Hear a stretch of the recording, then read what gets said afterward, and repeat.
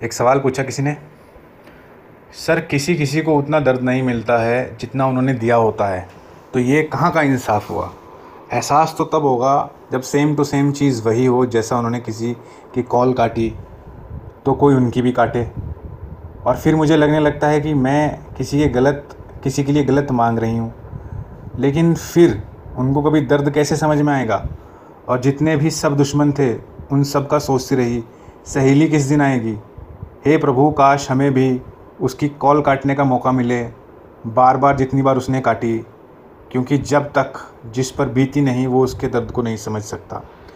आपने एक मैसेज पहले भी किया था, वो मैंने पढ़ लिया था, लेकिन उसके बाद आपने एडिट किया था। उस मैसेज में लिखा था कि मैं रोती रहती हूँ और मैं ठीक से खाना भी नहीं खाती। तो ये मुझे थोड़ा सा अच्छा नहीं लगा, क्योंकि रोने से और खाना ना खाने से किसी भी समस्या का समाधान नहीं निकलता है। कुछ बिगड़ जाए, कुछ ख़राब हो जाए, आप रोते रहो सुबह से लेकर शाम तक और सोचो कि सब ठीक हो जाएगा। क्या ऐसा हुआ करता है? मान लो किसी का कोई खिलौना है, कांच का बर्तन है, कांच का गिलास है, टूट गया। अब कोई रोने लगा, सुबह से लेकर शाम तक रो रहा है, तो क्या रोने से वो कांच का गिलास फिर से जुड़ जाएगा? ये इमेच्योरिटी से ज़्यादा और कुछ नहीं है, ये अपरिपक्वता है। ये समझदारी तो कहीं से भी नहीं है कि किसी ने हमारी कॉल काट दी, किसी ने हमें इग्नोर कर दिया, अब हम खाना छोड़ दें। हम इमोशनली कब तक सोचते रहेंगे? हमारी ज़िंदगी निकलती जा रही है, बुढ़ापा आ रहा है, हमें रियलाइज़ नहीं हो लेकिन दुनिया को रियलाइज़ हो रहा है। समझ में आ रही हो? समझ में आ रही है आपको बात? तुम इस चीज़ को रियलाइज़ नहीं करना चाहती। तुम्हारी जैसे जाने कितने और लोग हैं जो प्यार में इस कदर पागल हुए पड़े हैं, वो रियलाइज़ नहीं करना चाहते। वो पता नहीं किसी एक व्यक्ति को अपना सब कुछ मान लेते हैं और वही एक्सपेक्ट करते हैं कि वो भी हमको वैसी इज़्ज़त प्यार दे, और फिर हम इंसाफ की बातें करते हैं।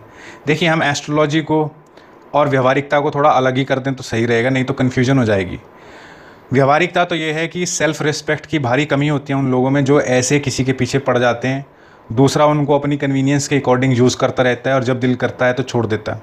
लड़के भी हो सकते हैं, लड़कियां भी हो सकती हैं। जब तक इंसान खुद की केयर नहीं करता, आपकी केयर कोई नहीं करेगा। और इंसान को वक्त के साथ इंसान परखना ज़रूर आना चाहिए। जब आप इंसान परखना नहीं समझते, उसकी गलत आदतों को, गलत बातों को सही ठहराते हैं किसी न किसी तरीके से, तो ये प्यार नहीं है, ये पागलपन है। दूसरा व्यक्ति आपका समय ख़राब करके चले जाएगा एक दिन छोड़कर आपको आपके हाल पर, और आपको कोई नहीं देखेगा। आपकी उम्र निकल चुकी होगी, आप अकेले रह जाएंगे ज़िंदगी में। और फिर शादी के लिए अगर आप ढूंढोगे तो आपको बस ऐसे ही रिश्ते मिलेंगे जिनको आपने कभी ठुकराया था। मैं बस एक बात कहना चाहता हूँ कि सज़ा, गलती कोई दूसरा करता है, उसकी सज़ा हम खुद को क्यों देते हैं? रो रहे हैं सुबह से लेकर शाम तक। जहाँ तक मुझे तुम्हारी हालत का पता है, तुमने खुद इतना बताया, सेहत की तुम्हारी बुरी हालत है, शरीर तुम्हारा ठीक नहीं रहता है, ऊपर से तुमने खुद ही बताया था कि इतनी कमज़ोर हो तुम, ऊपर से खाना भी छोड़ देती हो, सारा दिन रोती रहती हो। तो क्या रोने से कोई भी एक मसला ज़िंदगी का हल हो गया तुम्हारे? रोने से कभी किसी का मसला हल नहीं होगा।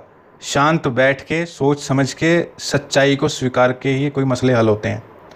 कोई अगर नहीं पूछ रहा तुमको, जाने तो छोड़ो ना।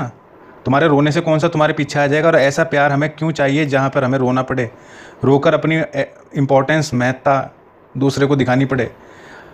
दूसरे को भी फ्रीडम दो, अगर वो नहीं पसंद करता जाने दो। कोई ज़बरदस्ती प्यार थोड़ी होता है।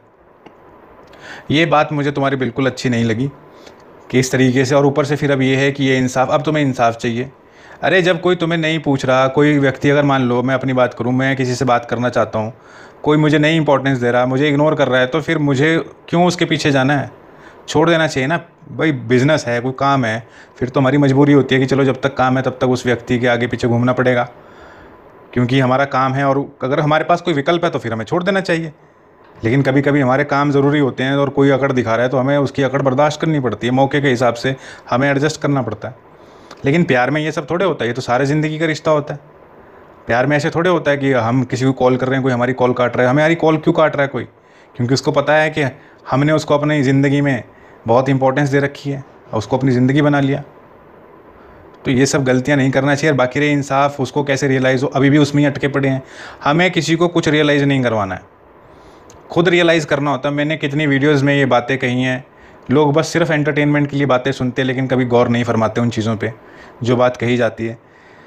किसी को सबक मत सिखाओ, अपना सबक सीखो और ज़िंदगी में आगे बढ़ जाओ, उसमें तुम्हें खुशियाँ मिलेंगी। किसी के सबक सिखाने के चक्कर में 10 सबक तुम्हें और सीखने को मिल जाएंगे। किसी बेशर्म और ढीठ आदमी को तुम कुछ सिखा नहीं सकती हो।